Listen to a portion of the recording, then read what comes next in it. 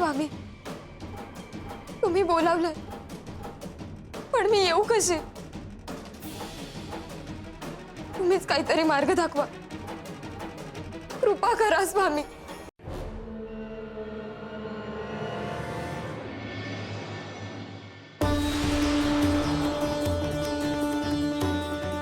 बघितलंस, या आरशाला स्वतःचा गर्व होता, पण अंधारात तो निरुपयोगी ठरला.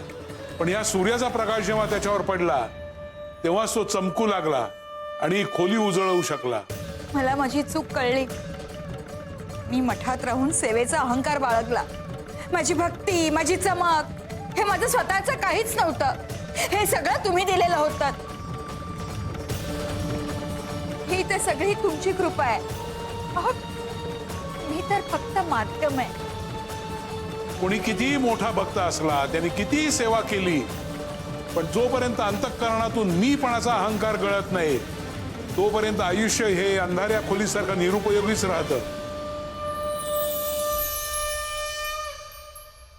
गुरु हे सूर्यासारखे असतात, जे तुमच्या अंतःकरणाला प्रकाशित करतात. भक्ती करायचीच तर ती निष्काम आणि निरंकारी असायला हवी. श्री स्वामी समर्थ.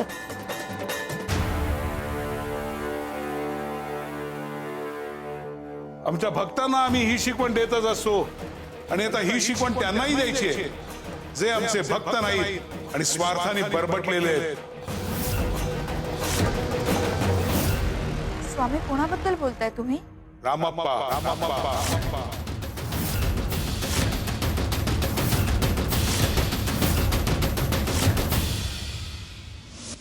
हे धन, वैभव, संपत्ती, पेढी, जमीन, दागिने काय करणार आहात या सगळ्याचं? जेव्हा तुमचा एकुलता एक मुलगाच नाहीये जो तुमच्या सोबत हे सगळं जगेल, तर या संपत्तीचा उपयोग काय? धनाची पेटी भरली आणि घर रिकामं झालं. तिजोरी भरली पण खुशीतला मुलगा निसटला. जर तोच नसेल तर त्या संपत्तीचा काय उपयोग? पैसा घर उभं करू शकतो पण संसार नाही. धन वारसा देऊ शकतं पण मुलाचं प्रेम विकत घेऊ शकत नाही. माणूस संपत्तीचा मालक असू शकतो पण नात्याचा नाही.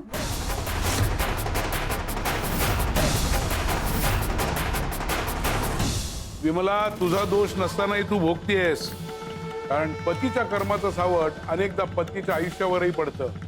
तुझ्या नवऱ्याच्या चुकीची शिक्षा तुलाही सहन करावी लागते. तुझ्या कुशीतलं सुख तुझ्यापासून दूर गेलंय.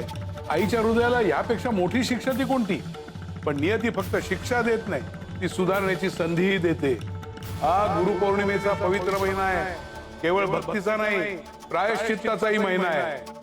जर तुझ्या नवऱ्याने त्याची चूक मान्य केली, अन्याय सुधारला, सत्याचा स्वीकार केला, तर तुझं हरवलेलं सुख तुला परत मिळेल. गुरुकृपेचं दार उघडं असतं, पण त्यातून आत जाण्यासाठी अहंकार बाजूला ठेवावा लागतो.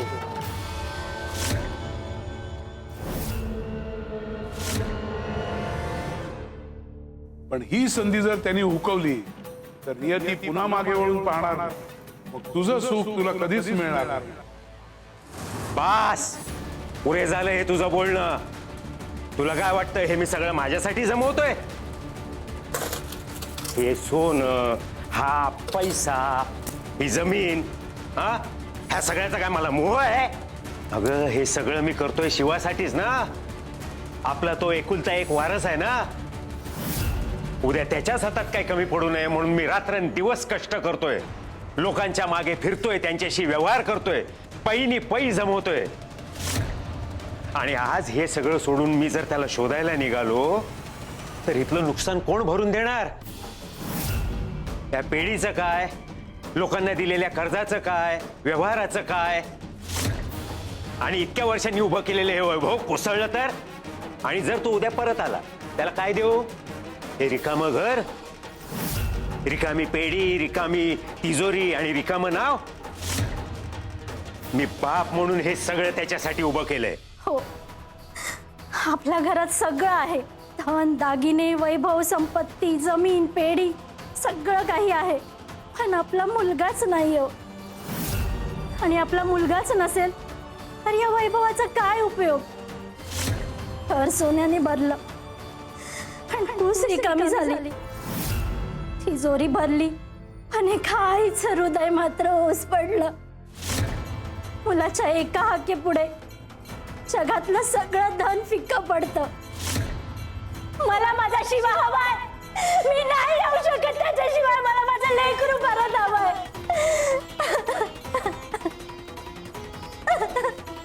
2 वर्ष झाली, दार उघडलं की असं वाटतं की माझा शिवा परत येईल. रात्र झाली की असं वाटतं की माझ्या शिवाचा आवाज येईल. प्रत्येक साधूमध्ये प्रत्येक प्रवासामध्ये मला माझा शिवा दिसतो, पण मला तो कुठेच दिसत नाही. त्याला घेऊन या, पण मला माझा शिवा परत हवाय. मला माझा शिवा परत हवाय. शिवा. मोह माणसाला कमवायला शिकवतो, पण प्रेम माणसाला गमावलेलं शोधायला शिकवतो. धन वारशाने मिळतं, पण नातं कमवावं लागतं. आणि ज्याच्या मनात धनाचाच आवाज मोठा होतो त्याला रक्ताच्या नात्याची हा काही ऐकू येते. लेकराची किंमत आईच्या अश्रूंमध्ये दिसते. रामप्पा, तुझ्या मनातली तगमग आता जागी झाली आहे, पण तुझ्या बापांचा हिशोब होण्याआधी तुझी परीक्षा संपणार नाहीये. गुरुपौर्णिमेपर्यंत तुला सत्याशी सामना करावाच लागेल. शिवशंकर शंभो.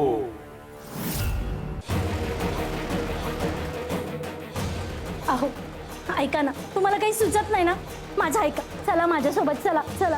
अगं हो, पण कुठे घेऊन चाललीस ते तर सांग. आपण स्वामींकडे जाऊया. स्वामी आपलं भलं करतील. स्वामी आपल्या शिवाला परत घेऊन येतील. चला आपण जाऊया, चला. खबरदार, माझ्या घरात परत त्या स्वामींचं नाव घेशील तर मी काय स्वामीं बिबींकडे येणार नाही. आणि स्वामी ह्यात काही करू शकणार नाही. अहो का नाही करू शकणार? मी ऐकलंय, मी पाहिलंय. कित्येक लोकांचे संकट दूर केलेत स्वामींनी. कित्येकांच्या संसाराला आधार दिलाय. स्वामींच्या कृपेने अशक्यही शक्य होते. स्वामी नशीब बदलतात. तुझं नशीब नशीब मी घडवतो, लोकांचंही आणि माझंही. कारण माझ्यात ती हिंमत आहे, माझ्यात ते सामर्थ्य आहे. आज मी जो काय तो माझ्या कष्टाने, माझ्या हिमतीने, माझ्या बुद्धीने आहे. माझं नशीब मी घडवलंय आणि यापुढे मीच घडवणार. मला स्वामींची गरज नाही आणि माझ्या नशिबाचा मालक मीच. खरंच तुम्ही नशीब घडवता? मग आपल्या मुलाचं भवितव्य कुठे? आपला शिवा कधी परत येणार? कुठे येतो? ह्याचं नशीब का नाही घडू शकला? का नाही थांबू शकला त्याला? का नाही परत आणू शकत?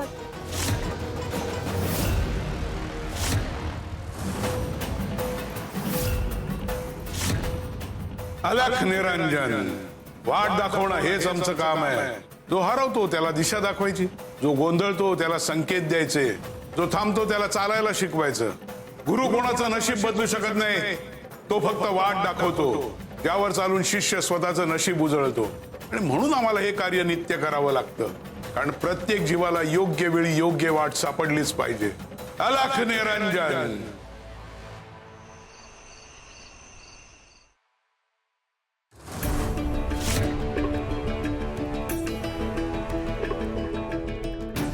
गुरुपौर्णिमेचा महिना सुरू झालाय. यंदा काही झालं तरी अक्कलकोटला जाऊन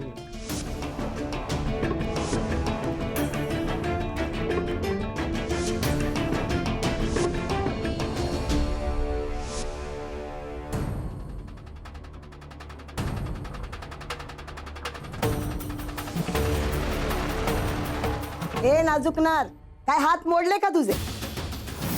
जोर लाव ना जरा. हो.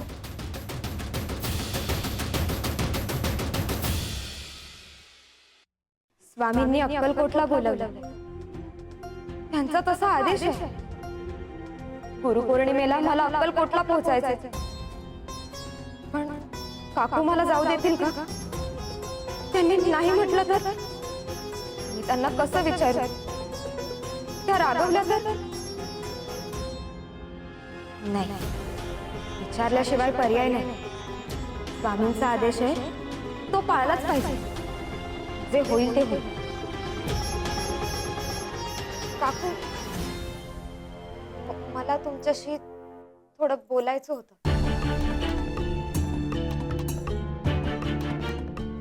अरे देवा, यांना तर झोप लागली. आता यांना उठव तरी कसं? उठवलं तर आणखी रागवतील. आता काय करू? आज बोलले नाही तर उद्या उशीर होईल का? काका, तुम्हीच मार्ग दाखवा. तुम्हीच योग्य वेळ आणा. तुमच्याशिवाय मला काहीच सुचत नाही.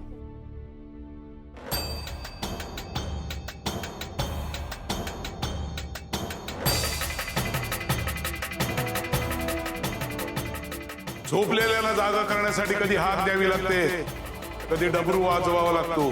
त्याला उपदेश ऐकू येत नाही, त्याला नियतीचा नाद ऐकवावा लागतो.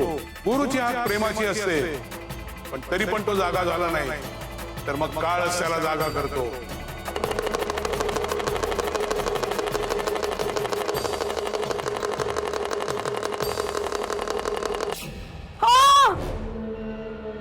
काय झालं काकू? अगं ए कारटे, माझी झोप मोड करण्याची हिंमत कशी झाली तुझी? माझ्या कानापासून डबरू वाजवतेस? अहो काकू, मी काहीच नाही केलंय. मी तर तुमचे पाय चेपत होते. काकू सोडा.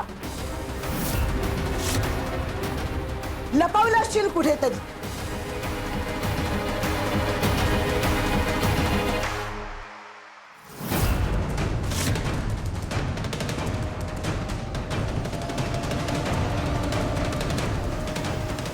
कुठे लपवलंयस?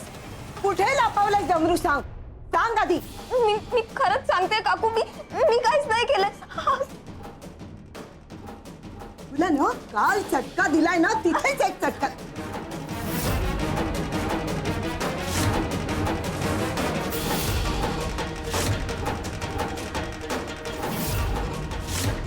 हे काय? जखम कुठे गेली? कालच चटका दिला होता ना मी. काकू, ही स्वामींची कृपा आहे. त्यांनीच माझी जखम बरी केली. ए गप! स्वामींनी बरी केली म्हणे. या चमत्काराच्या गोष्टी मला नको सांगू. हा, स्वामी तुझी जखम बरी करणार? हा, मला काही वेडी समजतेस? थांब, अशी ऐकणारच नाहीस ग तू. तुला चांगला धडा शिकवते. थांब. काकू, काय करताय? सोडा मला. चल.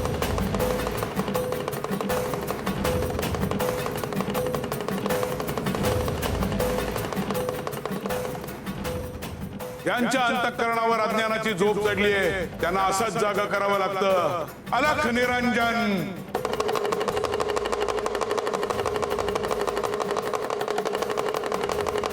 अरे कोण आहेस तू आणि हा काय प्रकार आहे? हा आहेस कोण तू आणि डमरू का वाजवतोयस? काय वेळ काळ आहे की नाही? अहो ते साधू महाराज आहेत आणि तुम्ही त्यांना एकेरी नावाने का बोलवताय? ए काय काय प्रकार आहे? डमरू का वाजवतोयस? तुला जागा करतोय. मला? मी तर अजून झोपलोच नाहीये. शरीर जागा असलं तरी मन झोपलेलं असतं, आणि म्हणूनच तुला एका आईची वेदना, तिचे अश्रू दिसत नाहीयेत. जो दुसऱ्यांचं दुःख पाहत नाही तो जागा असूनही निद्रिस्तच असतो. म्हणजे तुला हिच्याबद्दल काय माहिती आहे? तुझा मुलगा घर सोडून गेलाय आणि तू अजून परत आला नाहीये ना? महाराज, तुम्ही साधू आहात.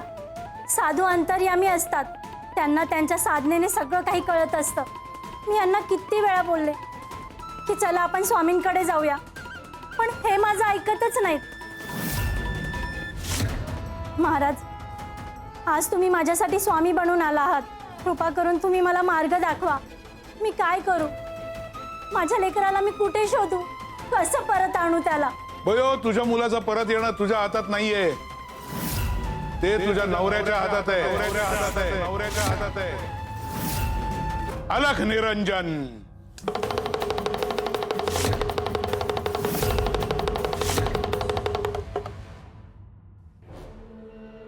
अरे ए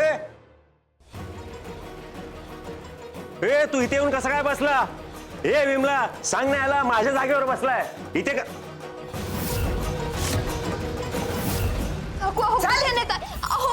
माझी चूक काय ते तरी सांगा. आणि तुम्ही माझ्या प्रश्नाचं उत्तर नाही दिलं. मला अक्कलकोटला जायचं. कृपा करा, मला जाऊ द्या ना. गप गप गप गप गप. ती वाहन घे. ती वाहन घे.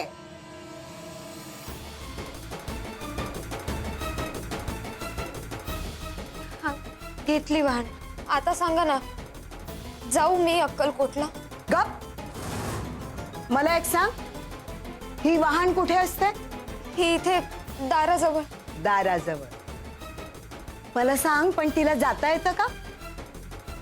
नाही. कधीतरी तिला वाटत असेल ना, आपण 4 गावं फिरावं, जग हिंडावं, मनासारखं कुठे जावं.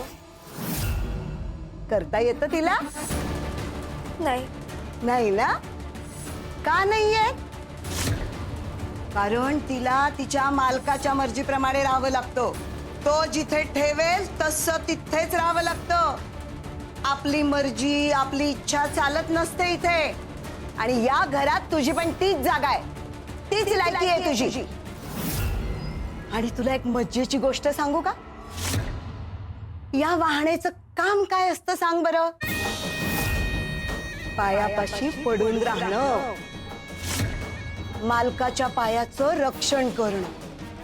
तो जिथे जिथे जाईल तिथे तिथे त्याच्या पायापाशी राहणं. तो चल म्हणाला चालायचं, तू थांब म्हणाला थांबायचं.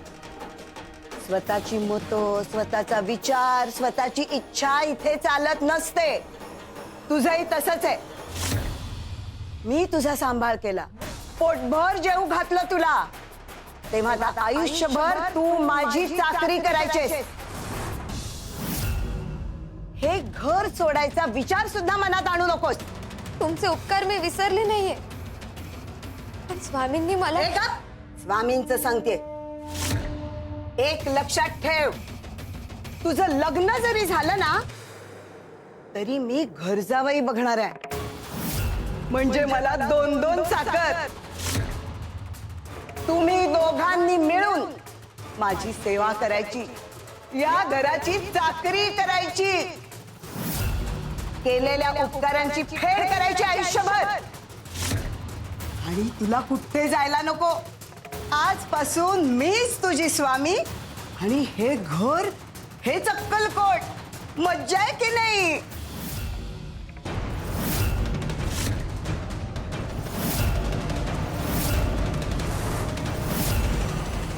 हे काय?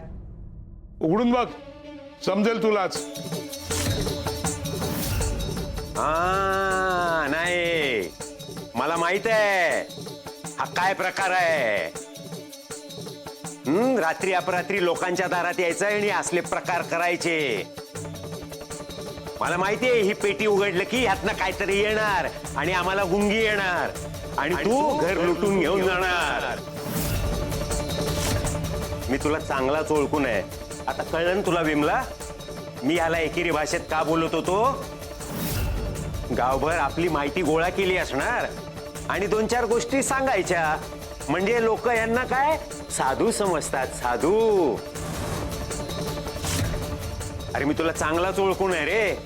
आम्ही तुझ्या भूल थापांना बळी पडणार नाही. चल निघ इथून, चल. तुझी मर्जी रामप्पा. विश्वास जबरदस्तीनं निर्माण होत नाही, अनुभवाने निर्माण होतो. गुरु दार ठोठवतो, पण दार उघडायचं की नाही हे शिष्याने ठरवायचं असतं. थांबा महाराज, तुम्ही मला खरे वाटता. तुमच्या डोळ्यात मला फसवणूक दिसत नाही. कृपा करून ती पेटी मला द्या.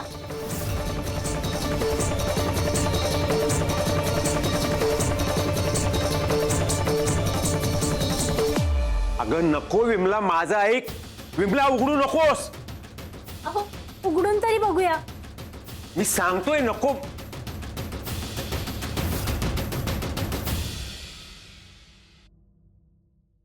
विडा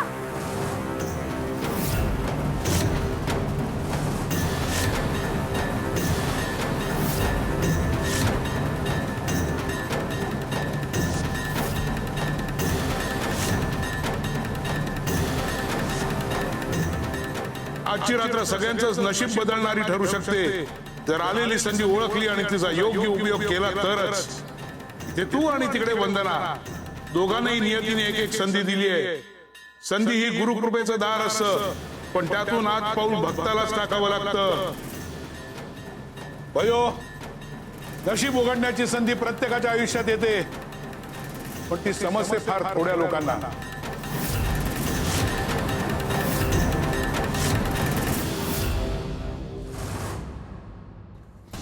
काकू अहो, काय करताय? ठेव तशीच ठेव.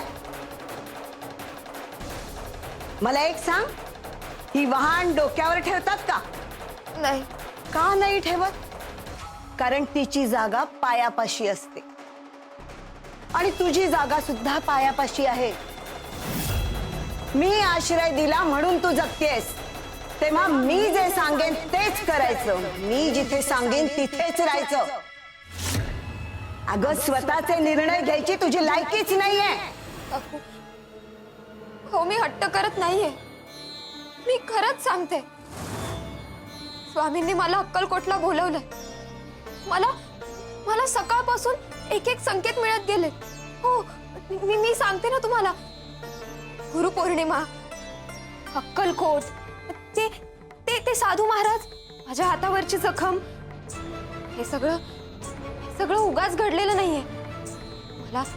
मला त्यांच्या आज्ञेचं पालन करायला हवं. मला अक्कलकोटला जायला हवं. हे गप, फालतू बडबड करू नकोस. भक्त प्रल्हादच आहेस नाही का तू? स्वामी तुला बोलावतायत, स्वामी तुझ्यासाठी संकेत देतायत, त्यांचं अडतंय ना तुझ्या वाचून? मी खोटं बोलत नाहीये, मी खरंच सांगते. मी तुम्हाला एक एक घटना सांगते ना.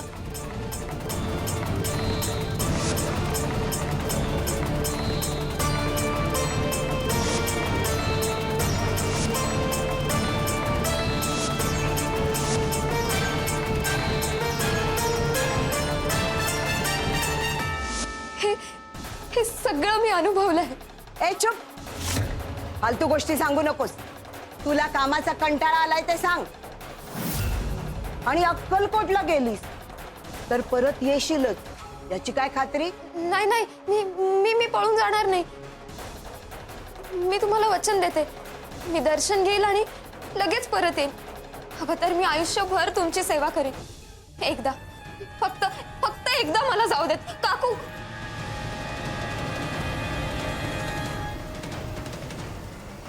हे बघ, ते स्वामी तुला आश्रय द्यायला आले नव्हते. तुला अन्न, वस्त्र, निवारा हे सगळं मी दिलंय. समजलं? उपकारांची जाण ठेव जरा.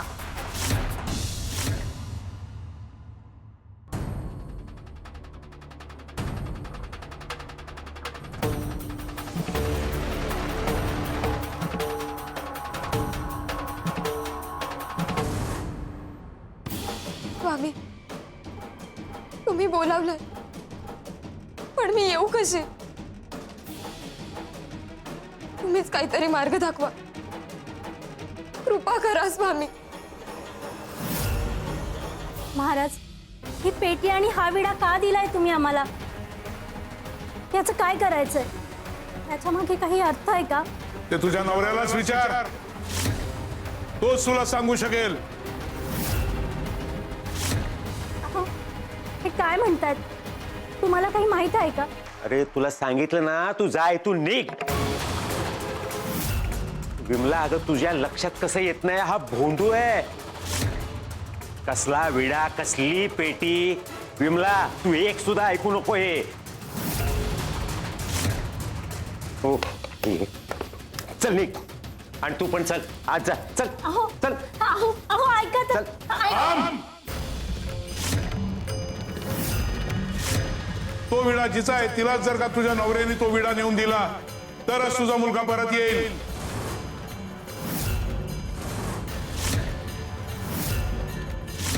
अगं हे काही बडबडताय, तू काय ऐकतेस यांचं? तुझा चल चल नाही नाही थांबा, मला ऐकू द्या त्यांचं. महाराज काय म्हणालात तुम्ही? हा हा विडा कुणाचा आहे? अहो हे असं का म्हणतायत?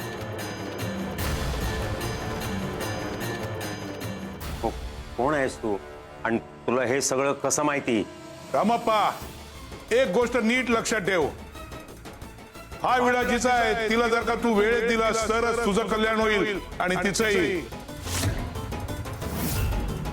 पण जर हा विडा तू वेळेत दिला नाहीस तर जिचं नशीब तू चोरलंयस तीच स्वतः तुझं नशीब बदलायला इथे येईल. दुसऱ्याचं नशीब लुटून कोणी स्वतःचं नशीब घडवू शकत नाही. काय काय बोलतोय तू? कोण आहे ती? महाराज कुणाबद्दल बोलताय तुम्ही? काहीतरी स्पष्ट तरी सांगा.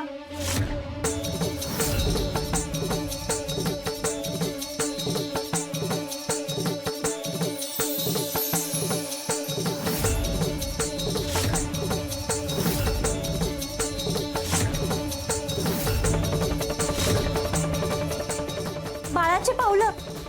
अहो हे बघा बाळाची पावलं. हे कसं शक्य आहे?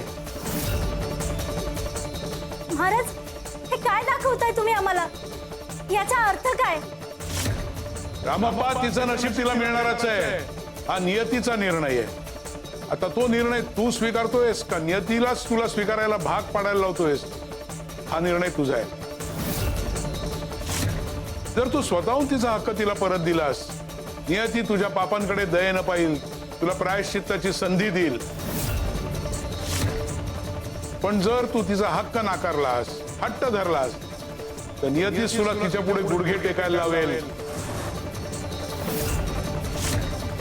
मग तुला कोणीच माफ करू शकणार नाही.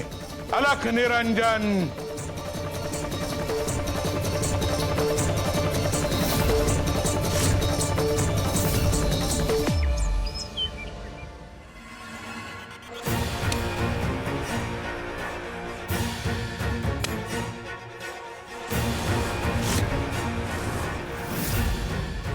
मी तुझा सांभाळ केला, पोटभर जेवू घातलं तुला, तेव्हा आता आयुष्यभर तू माझी चाकरी करायचीस.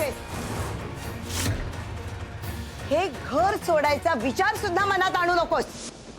स्वामी, मला यायचंय पण काकू परवानगीच देत नाही. आता मी काय करू? आता तुम्हीच असं काहीतरी करा की त्या स्वतःहूनच मला पाठवते. भक्ताला मार्ग दिसत नसेल तर गुरुच मार्ग निर्माण करतो ना. मग आता तुम्हीच मला मदत करा, मला मार्ग दाखवा.